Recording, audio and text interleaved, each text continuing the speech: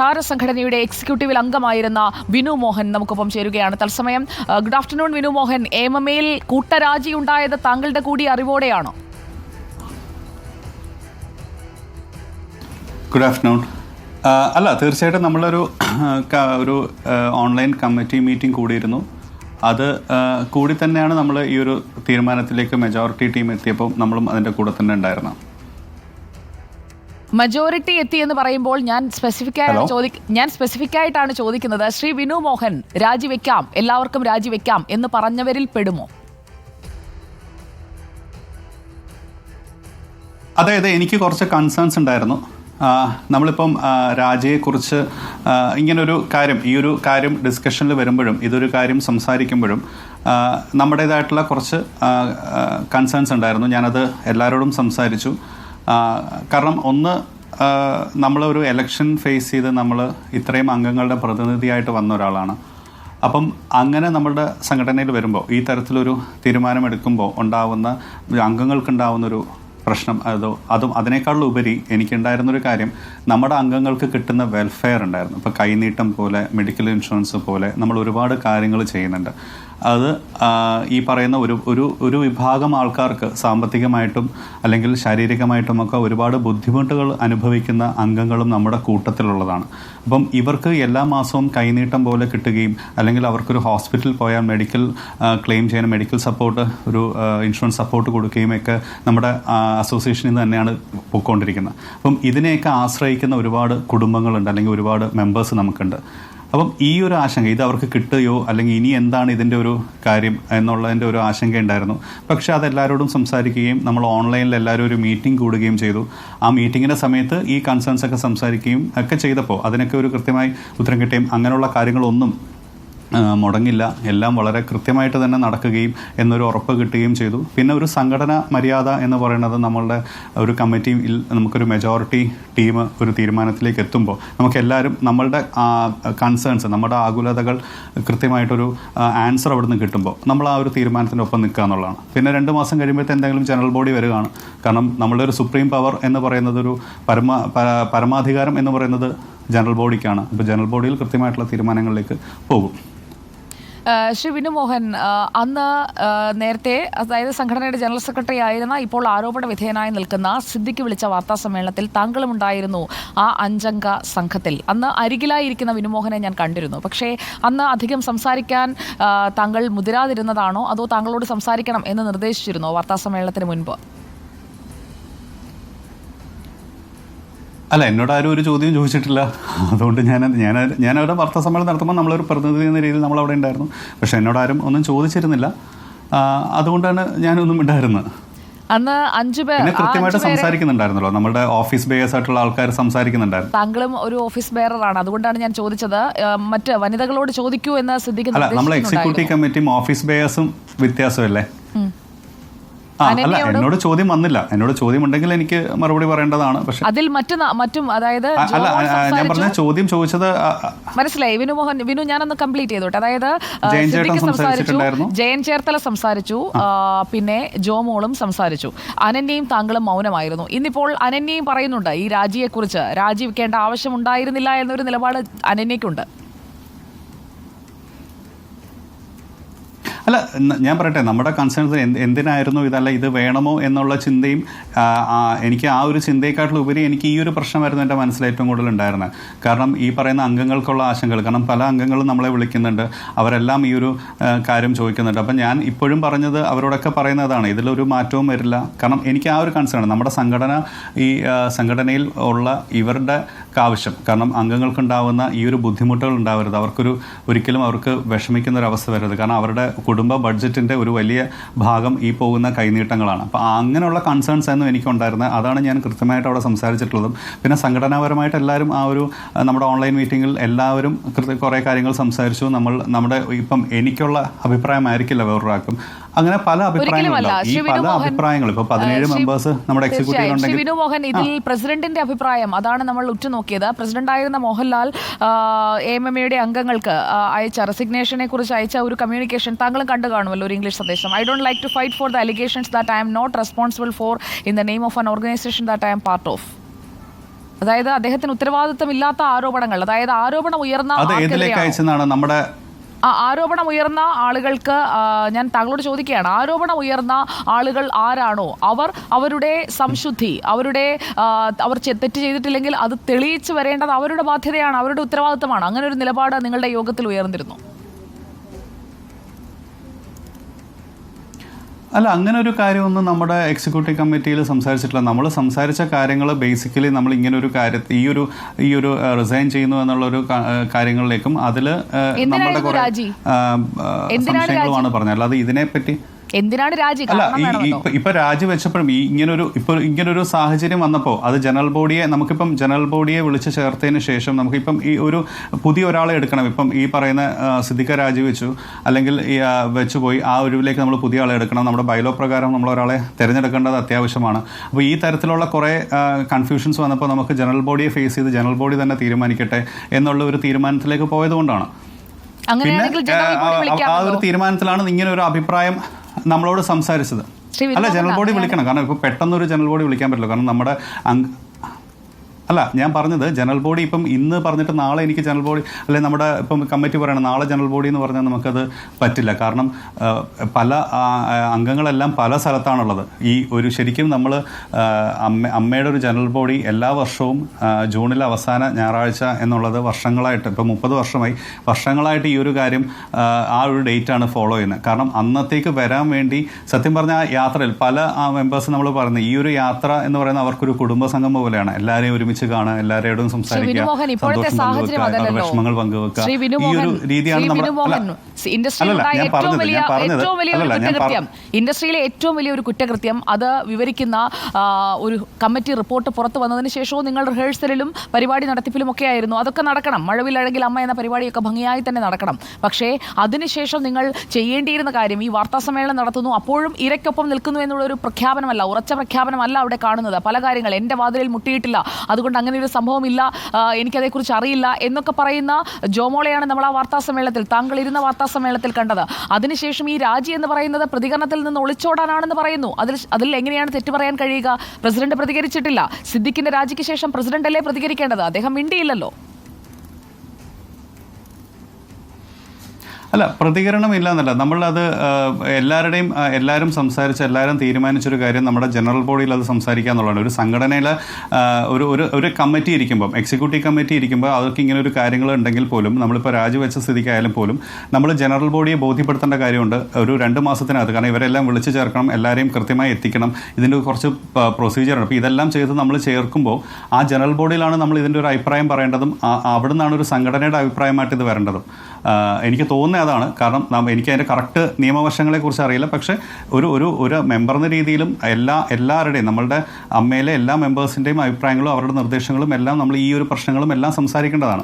കാരണം ഇപ്പോഴത്തെ ഒരു സാഹചര്യം എന്ന് പറഞ്ഞാൽ, ഇപ്പം ഈ ഹേമ കമ്മിറ്റി റിപ്പോർട്ട് വരികയും ഈ തരത്തിലുള്ള ആരോപണങ്ങൾ വരികയും സത്യം പറഞ്ഞാൽ ഒരു വ്യക്തി എന്ന രീതിയിൽ ഒരുപാട് വിഷമമുണ്ടാക്കുന്നതും ഒരുപാട് കൺസേൺ ഉണ്ട്. കാരണം ഇതിൽ സത്യം ഏതാണ് കള്ളം ഏതാണെന്ന് മനസ്സിലാവുന്നില്ല. അതിൽ കൃത്യമായ നിയമ സംവിധാനത്തിലൂടെ ഈ കാര്യങ്ങൾ മുന്നോട്ട് പോകണം. അങ്ങനെ തന്നെയാണ് വേണ്ടത്. കാരണം നമുക്ക് നിയമമുണ്ട്, നമുക്ക് കോടതിയുണ്ട്, നമുക്ക് സർക്കാരുണ്ട്.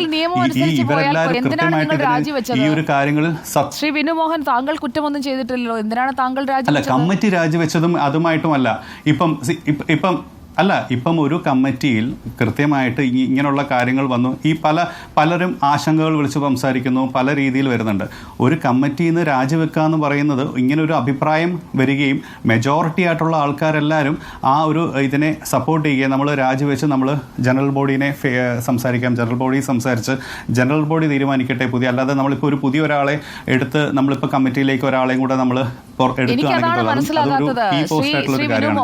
വിനുമോഹൻ, എനിക്ക് ഒറ്റ കാര്യമാണ് മനസ്സിലാകുന്നത്, എനിക്ക് മാത്രമല്ല കണ്ടിരിക്കുന്ന പ്രേക്ഷകർക്കും. അതായത് സിദ്ദിഖിനെതിരെ പരാതി വരുന്നു, സിദ്ദിഖ് രാജിവെച്ച് ഒഴിയുന്നു. അദ്ദേഹം ഉടൻ തന്നെ, അധികം സമയമൊന്നും എടുത്തില്ല, നടിയുടെ പരാതി അല്ലെങ്കിൽ അവരുടെ ആരോപണം വരുന്നു. എനിക്ക് തോന്നുന്നു പരാതി ഫയൽ ചെയ്യുന്നതിന് മുൻപ് തന്നെയാണ് അദ്ദേഹത്തിന്റെ രാജി സംഭവിച്ചത്. സിദ്ദിഖ് അക്കാര്യത്തിൽ മാതൃകാപരമായ നടപടിയെടുത്തു, രഞ്ജിത്തിനെ പോലെ ഒളിച്ചിരിക്കുകയോ ഒന്നും ചെയ്തില്ല. പക്ഷേ ബാബുരാജിനെതിരെ അടുത്ത ആരോപണം വരുന്നു, ബാബുരാജിനെതിരെ കേസ് കൊടുക്കുമെന്ന് ജൂനിയർ ആർട്ടിസ്റ്റ് പറയുന്നു. അതിൽ പരാതിയിലേക്ക് എത്തുന്നു, അദ്ദേഹം അതിന്റെ വഴിയെ പോകട്ടെ. അപ്പോൾ കൂടുതൽ പേർക്കെതിരെ വരുമെന്ന ഭയം ഉണ്ടായതുകൊണ്ടാണോ എല്ലാവരും കൂടി അങ്ങ് രാജിവെക്കാമെന്ന് തീരുമാനിച്ചത്? 2 പേർക്കെതിരെയല്ലേ ആരോപണം വന്നുള്ളൂ കമ്മിറ്റിയിൽ? അല്ല, അങ്ങനൊരു ഭയത്തിൻ്റെ അല്ല. നമുക്ക് എല്ലാവർക്കും ഈ ഒരു കാര്യത്തിൽ ഒരു വിഷമമുണ്ട്, അതിൻ്റെ സത്യം അറിയണം എന്നുള്ള ആഗ്രഹവുമുണ്ട്. എല്ലാ സത്യവും കറക്റ്റായിട്ട് സത്യസന്ധമായിട്ട് തന്നെ അറിയണം എന്നുള്ള ആഗ്രഹമുണ്ട്. പിന്നെ ഒരു അഭിപ്രായം ഇപ്പം നമ്മളുടെ കമ്മിറ്റിയിൽ ഒരു കൃത്യമായ ഒരു അഭിപ്രായം വരികയും ഇങ്ങനൊരു തീരുമാനത്തിൽ നമുക്ക് എത്രയും പെട്ടെന്ന് ജനറൽ ബോഡി വിളിച്ച് ജനറൽ ബോഡിയിൽ ഇത് ചർച്ച ചെയ്യണം എന്ന് പറയുകയും ചെയ്യുമ്പോൾ അത് നമ്മളുടെ ആശങ്കകളും ആകുലതകളും നമ്മൾ സംസാരിക്കുകയും ഒരു ഓൺലൈൻ മീറ്റിങ്ങിൽ കൃത്യമായി എല്ലാവരുടെയും അഭിപ്രായം ഏകീകരിച്ചിട്ടാണ് ഇങ്ങനൊരു കാര്യം. അപ്പം കൂടുതൽ ഒരു കമ്മിറ്റിയിൽ എന്താണ് നമ്മളൊരു സംഘടനയുടെ ഇന്റേണലി സംസാരിക്കുന്ന പല കാര്യങ്ങളുണ്ടാവും, അല്ലെങ്കിൽ നമ്മുടെ ജനറൽ ബോഡിയിലേക്ക് സംസാരിക്കുന്ന കുറേ കാര്യങ്ങളുണ്ടാവും. അതൊരു സംഘടനയ്ക്ക് അകത്തുള്ള കാര്യങ്ങളാണ്. ആ കാര്യങ്ങൾ നമ്മൾ കൃത്യമായി സംസാരിക്കുകയും ഇതേപോലെ തന്നെ ഇപ്പം സംഘടനയുടെ നമ്മളൊരു മെജോറിറ്റി ആൾക്കാരിൽ അല്ലെങ്കിൽ നമുക്കൊരു കൂട്ടായ തീരുമാനം, എപ്പോഴും ഒരു 17 അംഗ ആൾക്കാരുണ്ടെങ്കിൽ അതിൽ പലർക്കും പല അഭിപ്രായങ്ങളുണ്ടാവും. അതിലേക്ക് നമ്മൾ കൃത്യമായിട്ട് അത് ഒരു അഭിപ്രായത്തിലേക്ക് വരികയാണ് ഒരു ചർച്ച എന്ന് പറയുക. അപ്പോൾ അതേ രീതിയിൽ ചർച്ച ചെയ്തിട്ടാണ് ഈ ഒരു തീരുമാനത്തിലേക്ക് എത്തിയതും. അപ്പം ഉണ്ടായ കൺസേൺസിന് ഒരു മറുപടി കൃത്യമായി വരികയും ചെയ്തുകൊണ്ടാണ് ഈ തരത്തിലൊരു തീരുമാനത്തെ നമ്മൾ ആ ഒരു തീരുമാനത്തിൻ്റെ കൂടെ നിന്നത്. അത് അടുത്ത ജനറൽ ബോഡിയിൽ അത് കൃത്യമായി സംസാരിക്കുകയും എന്തൊക്കെയാണ് നമ്മൾ സംസാരിച്ചിരിക്കുന്ന കാര്യങ്ങളെല്ലാം ആ ജനറൽ ബോഡിയിൽ കൃത്യമായിട്ട് സംസാരിക്കേണ്ട കാര്യമാണ്. അത് ഒരു ഓർഗനൈസേഷൻ അകത്തുള്ള ഒരു കാര്യമാണ്. നിങ്ങൾ എല്ലാവരും 17 പേരും രാജിവെച്ച് മാറുന്നത് മാറ്റമുണ്ടായെന്നൊന്നല്ലോ. ഇപ്പം നമ്മൾ അതിൽ നിന്ന് നിങ്ങൾ പക്ഷേ ആ സ്ഥാനത്ത് തന്നെ തുടർന്നുകൊണ്ട് ആ സംഘടന അതേ രീതിയിൽ തുടർന്നുകൊണ്ട് ഒരു തിരുത്തലിന് തുടക്കമിടണമായിരുന്നു. കുറ്റാരോപിതരെ സംരക്ഷിക്കില്ല എന്ന ഒരു നിലപാട് പ്രഖ്യാപിക്കാമായിരുന്നു പ്രസിഡന്റിന്. സംഘടന ഒരിക്കലും അല്ല, ഒരു നിമിഷം. സംഘടന അങ്ങനെ തന്നെയാണ് നിലനിൽക്കുന്നത്. സംഘടനയുടെ പ്രവർത്തനങ്ങൾ കൃത്യമായി നടക്കുന്നുണ്ട്. നമ്മളെല്ലാവരും ആ ഒരു സംഘടനയുടെ ഭാഗമായിട്ട് അഡോർ കമ്മിറ്റിയിൽ വർക്ക് ചെയ്യുന്നുണ്ട്. അടുത്ത ജനറൽ ബോഡി വരെ കൃത്യമായി സംഘടനയുടെ എല്ലാ പ്രവർത്തനങ്ങളും ഏകോപിപ്പിച്ച് കൊണ്ടുപോകാൻ ഞങ്ങൾ എല്ലാവരും വർക്ക് ചെയ്യുന്നതാണ്. ആരും മാറി നിൽക്കുന്നില്ല. ഇപ്പം ഈ പറയുന്ന 4, ഞാനായാലും സരയു ആണെങ്കിലും അനന്യാണെങ്കിലും അല്ലെങ്കിൽ ടോബി ആണെങ്കിലും ജോയി ചേട്ടനാണെങ്കിലും ഏതൊരാളും നമ്മുടെ കമ്മിറ്റിയിലുള്ള എല്ലാ മെമ്പേഴ്സും ലാലേട്ടൻ ഉൾപ്പെടെ നിർദ്ദേശം നമ്മുടെ തരുന്നുണ്ട്. കൃത്യമായ കാര്യങ്ങളുണ്ട്. പിന്നെ ഇങ്ങനൊരു തീരുമാനത്തിലേക്ക് എത്താൻ പല കാരണങ്ങൾ നമ്മൾ ഇന്റേണലി കമ്മിറ്റിയിൽ സംസാരിക്കുന്നുണ്ട്. ആ സംസാരിച്ച കാര്യങ്ങളിൽ അത് ജനറൽ ബോഡിയിലും കൂടെ സംസാരിച്ച് അവരുടെ അഭിപ്രായങ്ങളും സംഘടനയുടെ അഭിപ്രായമായിട്ട് ഒരു കാര്യം പറയാൻ പറ്റും. അല്ല, ജഗദീഷേട്ടനും വേണ്ടെന്നല്ലേ? ജഗദീഷേട്ടൻ കൂട്ടരാജി വേണ്ടെന്നൊന്നും അല്ല പറഞ്ഞത്. ഇത് കൃത്യമായി സംസാരിച്ചിരുന്നതാണ് എല്ലാവരും ഒരുമിച്ച്. ഇപ്പം ജഗദീഷേട്ടനും ഒക്കെ നമ്മുടെ ആ ഒരു മീറ്റിങ്ങിലുണ്ടല്ലോ, ഇതിൽ മിനിറ്റ്സ് തയ്യാറാക്കുന്നുണ്ട്. നമ്മുടെ എക്സിക്യൂട്ടീവ് മീറ്റിങ്ങിൽ കൃത്യമായിട്ട് കൂടിയിട്ട് അതിൻ്റെ മിനിറ്റ്സും കാര്യങ്ങളും തയ്യാറാക്കുന്നുണ്ട്. അതിന് ഓൺലൈൻ മീറ്റിംഗ് ആയിരുന്നു ഉണ്ടായിരുന്നത്. ജഗദീഷേട്ടൻ ഉൾപ്പെടെ ലാലേട്ടൻ ഉൾപ്പെടെ നമ്മുടെ 1-2 പേര് യാത്രയിലും ഒരു റേഞ്ചിൻ്റെ പ്രോബ്ലം ഒക്കെ ഉള്ളതുകൊണ്ട് ഒന്ന് രണ്ട് പേർക്ക് വരാൻ സാധിച്ചില്ല. ബാക്കി എല്ലാവരും ആ മീറ്റിങ്ങിൽ പങ്കെടുത്തിട്ടുണ്ട്. അപ്പം അതിലങ്ങനെ ഒരു അഭിപ്രായങ്ങൾ വ്യത്യാസം, നമുക്ക് എല്ലാവർക്കും അഭിപ്രായങ്ങൾ ഒരു കമ്മിറ്റി ആകുമ്പോൾ അതിൽ അംഗങ്ങളാകുമ്പോൾ നമ്മളുടെ അഭിപ്രായങ്ങൾ നമ്മൾ പറയും, മറ്റാളുടെ ഈ അഭിപ്രായങ്ങളെല്ലാം വന്ന് സംസാരിച്ച് ചർച്ച ചെയ്ത് ഏക അഭിപ്രായത്തിലേക്ക് എത്തുമ്പോഴാണല്ലോ ഒരു തീരുമാനമെടുക്കുക. ആ തീരുമാനമെടുത്തു. ഇനിയിപ്പം സംഘടനാപരമായിട്ടുള്ള കാര്യങ്ങൾ പറയാൻ നമ്മൾ കൃത്യമായിട്ട് ഇപ്പം ജനറൽ ബോഡി കൂടി ജനറൽ ബോഡിയുടെ അഭിപ്രായം കൂടെ വരുമ്പോൾ ജനറൽ ബോഡിയിൽ നിന്നിട്ടാണ് നമുക്ക് സംഘടനാപരമായിട്ടുള്ള കാര്യങ്ങൾ ഇനി സംസാരിക്കാൻ പറ്റുക. താങ്കളുടെ സംഘടനയിലെ അംഗമാണല്ലോ എം മുകേഷ് എന്ന MLA. അദ്ദേഹത്തിനെതിരെ വന്നിരിക്കുന്ന പരാതി, ആ പരാതിയിൽ ഇപ്പോൾ മൊഴിയെടുത്തുകൊണ്ടിരിക്കുകയാണ്, പരാതിക്കാരിയുടെ മൊഴിയെടുത്തുകൊണ്ടിരിക്കുകയാണ്. ഇങ്ങനെ ഒരാൾ, അതായത് സംഘടനയുടെ അംഗമാണ്, അതോടൊപ്പം തന്നെ MLA ആണ്, അവരൊക്കെ തുടരണോ ശ്രീ വിനു മോഹൻ? അത് നിയമമല്ലേ പറയണ്ടേ? ഇപ്പം ഒരാള് ഇപ്പം ഈ ഞാൻ പറഞ്ഞ ആരോപണങ്ങൾ വരുമ്പോൾ താങ്കൾ എന്ന വ്യക്തിയോടാണ് ചോദ്യം. ശ്രീ വിനു മോഹൻ, താങ്കൾ ഇപ്പോൾ ഭാരവാഹിയല്ല, എക്സിക്യൂട്ടീവ് അംഗമല്ല. താങ്കൾ എന്ന നടനോടാണ് ചോദ്യം. സമൂഹത്തോട് ഉത്തരവാദിത്തമുള്ള വിനു മോഹൻ എന്ന നടനോടാണ് ചോദ്യം.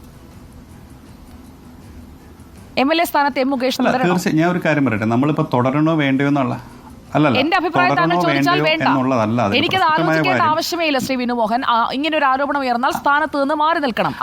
ഞാൻ ആലോചിക്കുന്നതല്ല, ഞാൻ എന്താ പറയുന്നതെന്നറിയോ?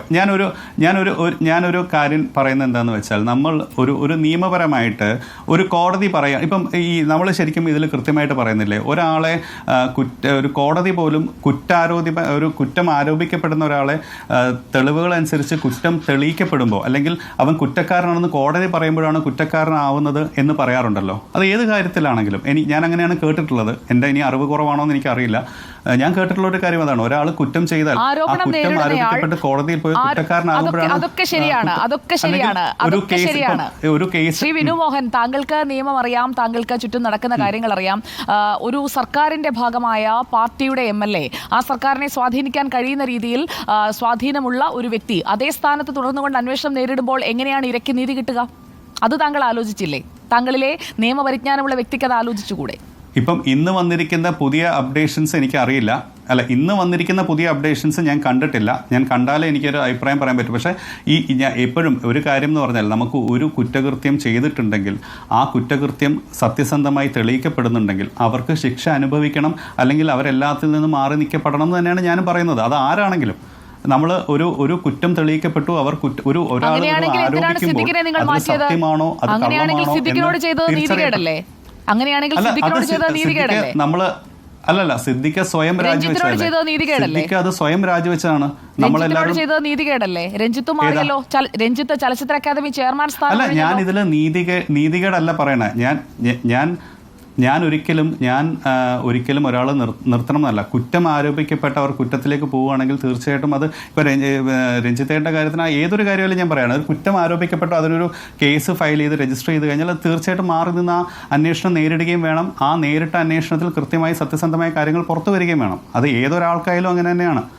ഇപ്പം ഒരു വ്യക്തിയായാലും ശരി, ഒരു സ്ഥാനത്തിരിക്കുന്നവരാണെങ്കിലും അതിൽ നിന്ന് മാറി നിന്ന് അന്വേഷണത്തെ നേരിടണം. പക്ഷെ അത് രജിസ്റ്റർ ചെയ്യപ്പെടുന്ന ഒരു കേസാണ്. വെറുതെ ഒരു ആരോപണം ഒരാൾ പറയുമ്പോൾ ആ ആരോപണത്തെ ഞാനിപ്പോ ഒരാളെ മാത്രം വ്യക്തി പറയല്ല.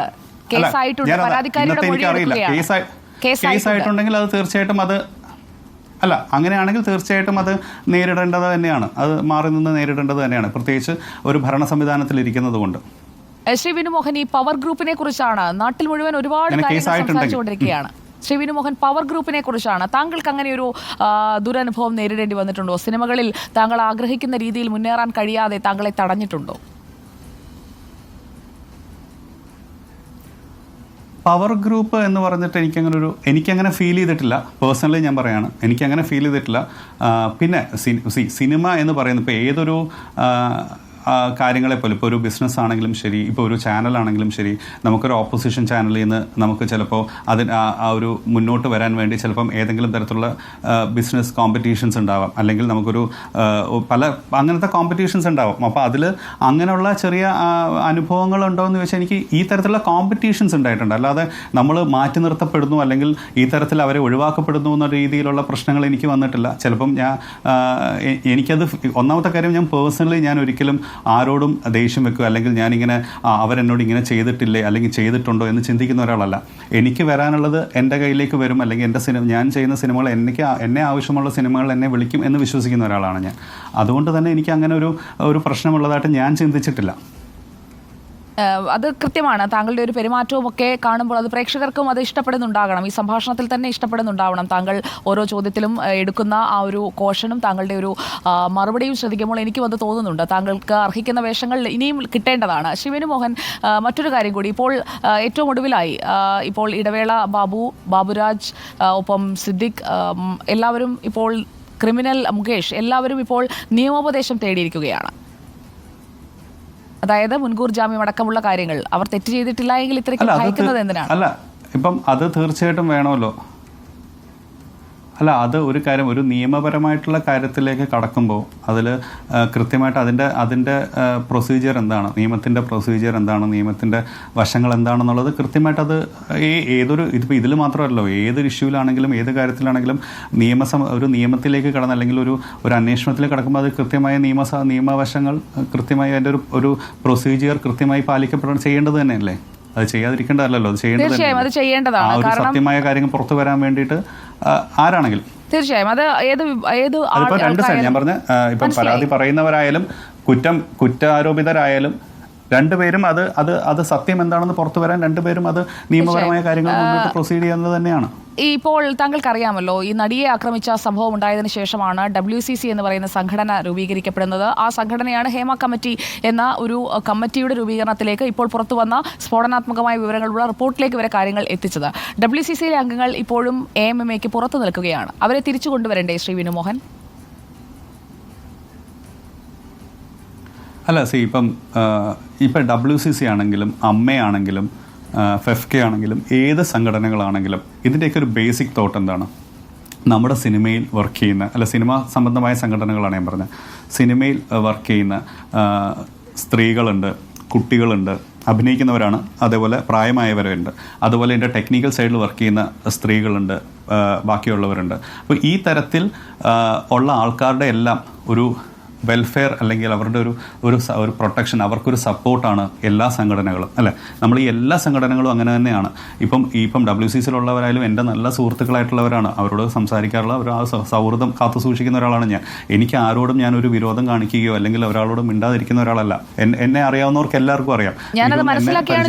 എന്നെ അറിയാവുന്നവർക്ക് അത്രയും സൗഹൃദത്തിൽ ഉറപ്പായിട്ടും ഇപ്പം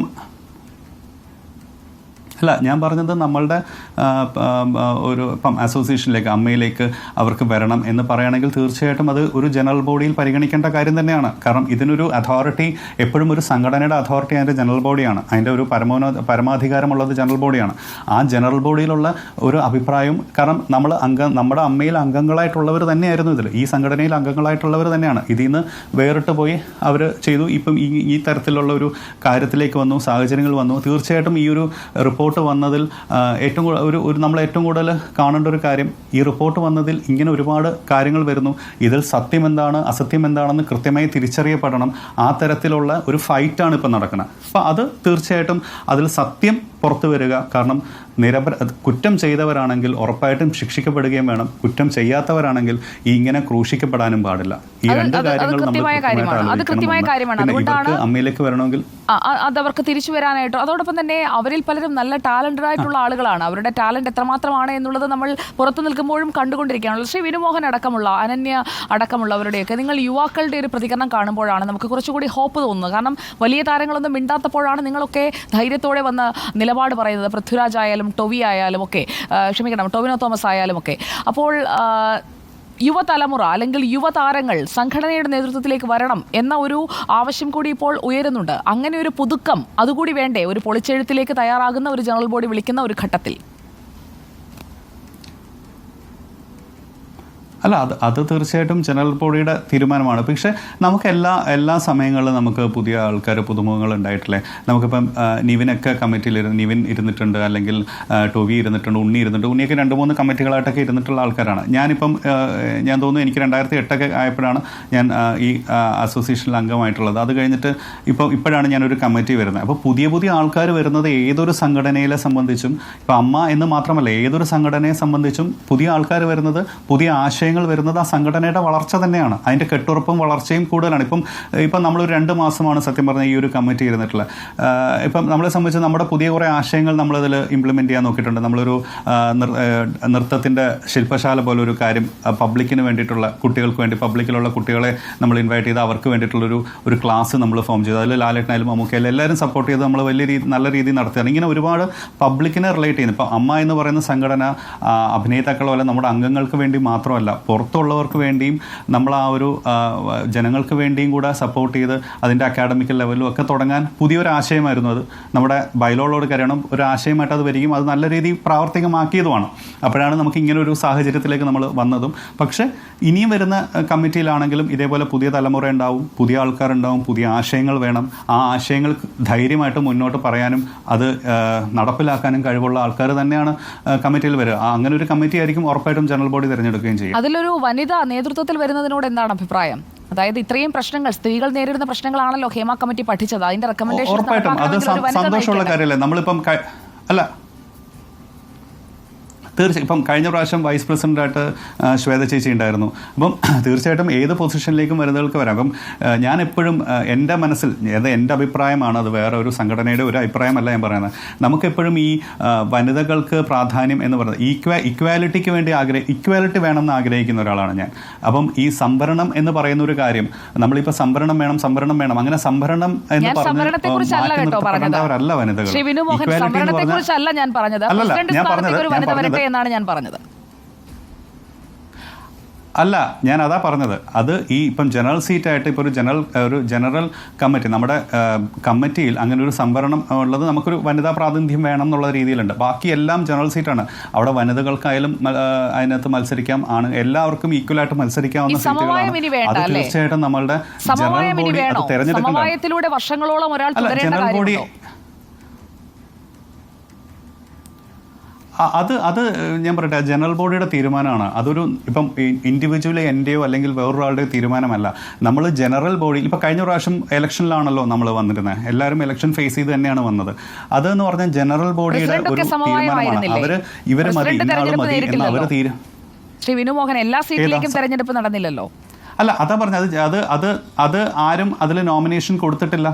അതിലേക്ക് ആരും നോമിനേഷൻ സംസാരിച്ച സമയത്ത് നമ്മളതെല്ലാവരും ഈ അതെ, അതാ ഞാൻ പറഞ്ഞത്.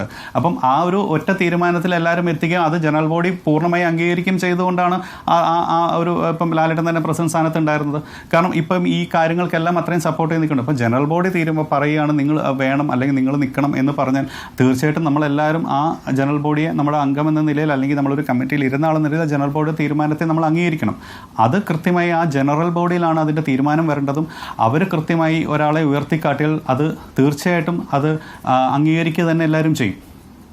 സന്തോഷമുള്ള കാര്യമാണ് അത്. വളരെ നന്ദി ശ്രീ വിനു മോഹൻ പങ്കെടുത്തതിന്, ഒപ്പം ഇത്രയും കാര്യങ്ങൾ തുറന്നു പറഞ്ഞതിന്. പുതിയ ഒരു സാരഥ്യം വരുമ്പോൾ അതിൽ താങ്കളും ഉണ്ടാകട്ടെ എന്ന് ആശിക്കുന്നു. അതിനായി താങ്കൾക്ക് എല്ലാ ആശംസകളും.